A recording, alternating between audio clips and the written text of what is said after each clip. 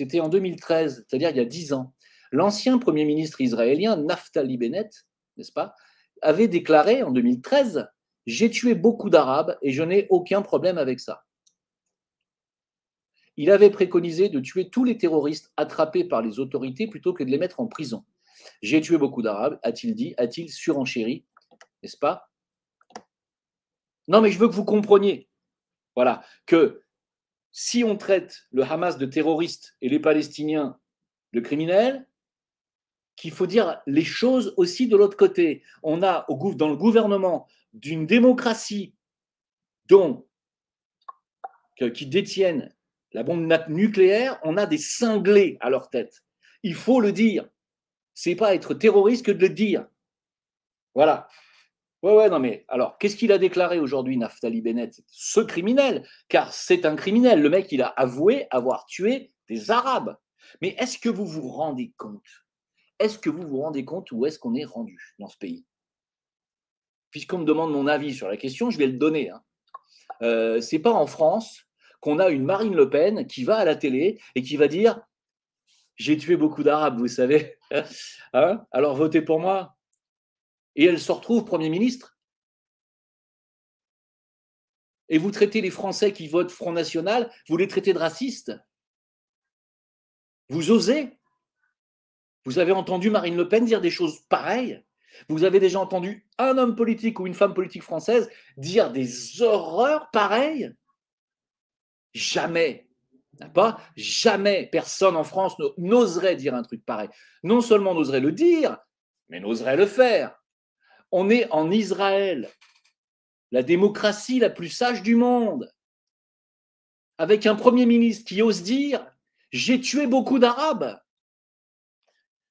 Et vous me dites qu'il faut le défendre, qu'il faut soutenir Israël. Vous me prenez pour un con. Mais jamais je soutiendrai, jamais, tant qu'il y aura des tarés comme ça à la tête de ce pays, jamais. Vous comprenez? Regardez-moi bien, jamais. J'espère que je suis clair là. Pour ceux qui me disent que ce n'est pas clair, c'est un double discours. Jamais je ne soutiendrai Israël tant qu'il y aura des cinglés comme ça dans leur gouvernement. Jamais. Alors vous allez me dire, j'espère que c'est clair, c'est bon, ça y est? Bon, je rappelle qu'il y a une des ministres, je ne sais pas si c'est une députée ou une ministre israélienne, qui a dit il y a 2 jours, elle a appelé à ce qu'on mette une bombe nucléaire sur Gaza. OK? Voilà, maintenant je suis clair. J'ai été clair là. C'est bon, les musulmans, vous m'avez entendu? Ça y est? Et je n'ai pas tenu de propos antisémites. Hein. Je n'ai pas mélangé le peuple israélien, juif, et les juifs non israéliens d'ailleurs. Je n'ai pas mélangé avec ce mec. Hein? Maintenant, quelle est la proportion parmi la communauté juive qui est d'accord avec lui? Moi, je ne sais pas. Il faut leur poser la question. Moi, j'aimerais bien savoir combien y a-t-il de juifs parmi les 15 millions dans le monde qui sont d'accord avec ce mec? Comment ont-ils pu laisser à la tête de l'État juif Israël un Premier ministre pareil, sans rien dire? Comment c'est possible? Posez la question. Moi, j'aimerais bien que les juifs viennent m'expliquer. Est-ce que vous êtes d'accord avec ça? Maintenant, qu'est-ce qu'il a dit aujourd'hui? Lui, là, lui, qu'est-ce qu'il a dit? And what about those Palestinians in hospital who are on life support and babies and incubators whose life support and incubator will have to be turned? Bon, alors je vais vous traduire. Donc, le journaliste lui demande si s'il allait fournir de l'eau, s'il allait remettre l'eau, la nourriture, enfin l'électricité sur Gaza, etc. Et s'il allait accepter les blessés musulmans dans les hôpitaux israéliens. La réponse de ce cinglé: honte à vous, me posez-vous sérieusement des questions sur les Palestiniens? Nous combattons des nazis. Qu'est-ce qui ne va pas chez vous? Je ne vais pas fournir de l'eau ou de l'électricité à mon ennemi. Honte à vous. Vous avez compris l'état d'esprit? On est très, très, très, très, très loin de la sagesse. Là, il s'agit de gens qui devraient être, en fait, si vous voulez, à la tête de groupuscules extrémistes, dangereux, armés, qui devraient même être interdits, tu vois. Non, c'est l'ancien Premier ministre. Et ça dérange personne.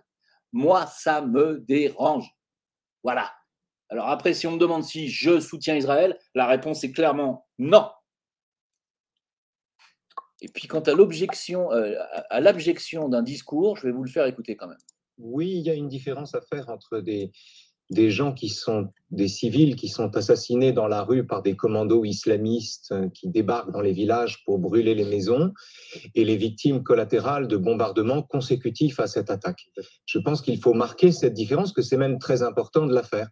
Là encore, ça n'est pas commensurable. Et là, à la fin, c'est des enfants qui meurent. Bien sûr. Oui, il y a une différence à faire. Donc, il y a une différence entre les civils qui se font tuer par des terroristes et des civils qui se font tuer par une armée pour venger ceux qui ont été tués par les terroristes.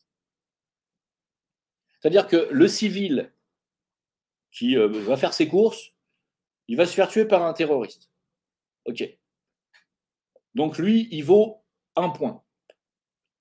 Mais le civil qui fait ses courses et qui se fait tuer par l'armée qui venge le civil qui a été tué par un terroriste, lui, il n'y est pour rien non plus, mais il vaut 0,5 dans le discours de Einthoven. Si vous êtes d'accord avec lui, tapez 1. Si vous n'êtes pas d'accord avec lui, tapez 2. Alors, mes amanches, et si on laissait parler Emmanuel Macron?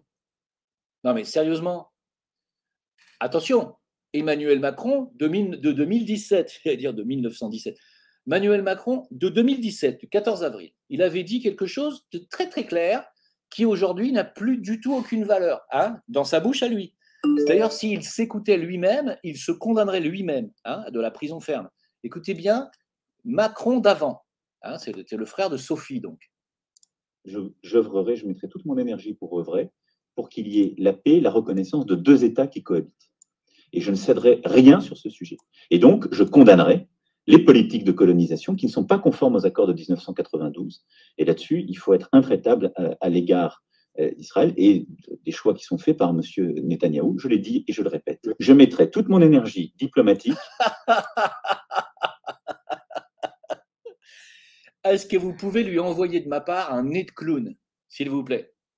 Si je suis élu, je mettrai toute ma force et tout mon pouvoir pour qu'il y ait condamnation d'Israël sur ses exactions de colonisateurs. Et je le dis, je ne fléchirai jamais. 5 ans après, il faut soutenir sans condition Israël pour détruire Gaza. Oh putain! Ah mais alors celle-là, mais alors heureusement qu'il y a Internet, parce que sans Internet, on n'aurait pas ces images-là. Faut pas oublier tout ça, hein?